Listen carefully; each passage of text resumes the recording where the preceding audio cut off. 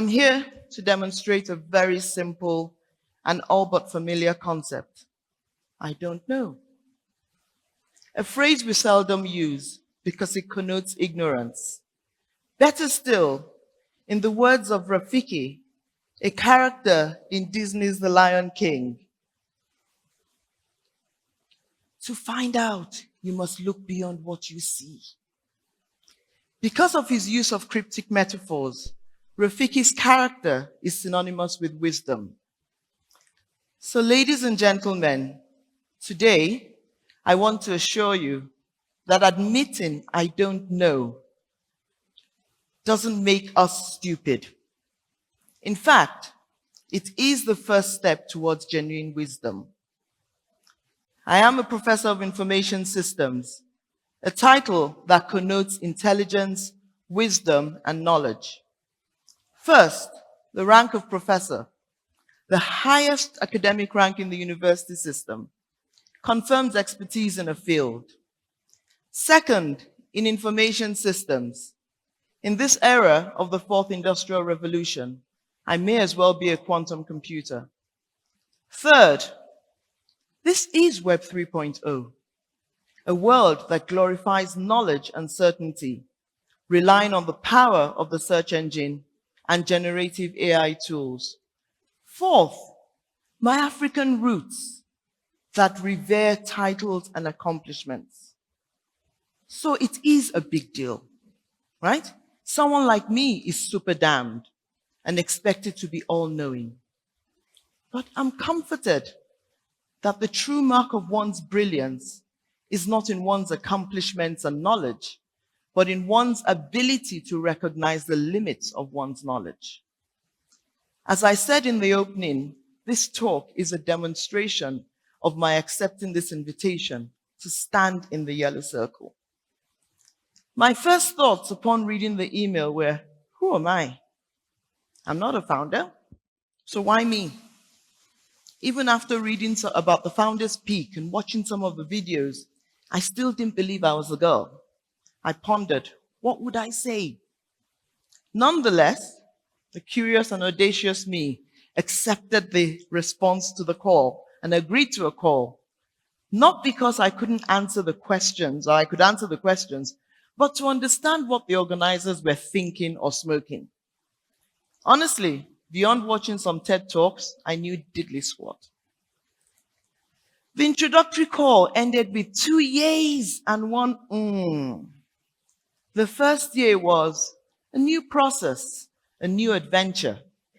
And the second was a learning opportunity. The was I was looking beyond what my eyes saw. I now had visibility of the whole iceberg. And I was like, oops, where will I find the time? You know, us Nigerians will call this one chance. So some of us liken adventure to movies like Indiana Jones. In some South American jungle, looking for lost tribes or archaeological relics. Or better still, a space expedition like Armageddon.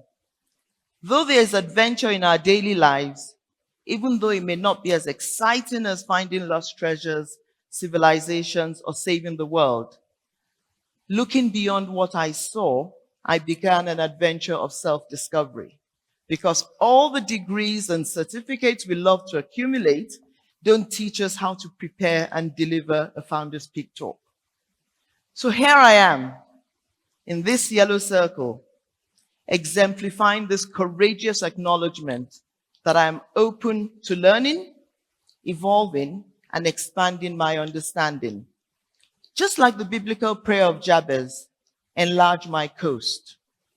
It is in accepting our limitations that we create a fertile ground for growth, innovation, and transformative ideas. In generating these ideas, I knew I could not pull a lastminute.com. I would need to plant seeds through daily reflections about the topic. After sowing the seeds of ideas, I would need to prune before the harvest. But farmers do this every day. They live the concept of seed time and harvest time, and so can we. Growing up, I was taught that anything worth doing is worth doing well. So accepting this talk meant following the preparatory instructions to the letter. And as you know, being successful or victorious requires preparation. That's often hidden. Entrepreneurs are familiar with this. It's the bootstrapping phase. It's unseen until you announce a raise and then people acknowledge your existence.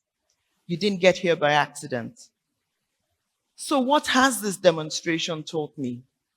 It's how to cultivate the power of I don't know in our daily lives. It starts with a shift in mindset. We must release the burden of pretending to know and instead embrace the beauty of curiosity and the help of others. And honestly, that's exactly how I landed here. Being curious about the adventure, releasing the burden of pretending, and asking for help. After agreeing to do the talk, I asked a couple of colleagues the question, if you had to hear me speak, what would you like to learn? Hello, isn't that ideation? But some of us, asking for help isn't easy, kind of like admitting, I don't know. Look around the room. It's filled with entrepreneurs and founders doing amazing things whom everyone expects much from. You can't not know. William Shakespeare said, uneasy lies the head that wears the crown. Basically, being boss ain't easy. You're the laundromat that turns dirty linen into fresh solutions.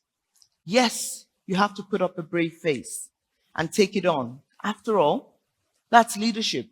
That's being boss. But where's your laundromat? Where do you get your linen refreshed? Where or with whom can you be vulnerable and release the burden of pretense? Like your team that needs a safety net to safeguard against hardship, so do you. A Yoruba proverb says, "Eniyan ni aṣọ mi," and that means human beings provide the body more protective covering than clothing. We need different clothes for different occasions, and the same applies to the entrepreneurial journey. So today, I'll close this demonstration with a note summarizing my journey. Dear friend, 8 weeks ago, I didn't know how to give a TED-like talk. Today, admitting I don't know was not a sign of weakness, but proof of my intellectual humility. In preparing this talk, I learned to put into words the power that building a culture of I don't know endears trust. Through this journey, I have learned to embrace curiosity and the spirit of adventure. I have asked for the help of others. I have seen learning as an opportunity and invested the time and effort in preparation. The active ingredients being humility, vulnerability, and authenticity. It is through these virtues we tap into the abundance of human potential, unlocking innovation and understanding. I urge you, embrace the power in or of I don't know. Lose the notion that it makes us stupid. It is a quest for lifelong learning and not a declaration of stupidity. Neither is it a static collection of knowledge, degrees, and accomplishments, but an ever-evolving journey of discovery. So, be a Rafiki. Look beyond what you see. Harness your brilliance and transformative powers. Unleash the infinite possibilities of the unknown. And I wish you the best of luck. Yinka.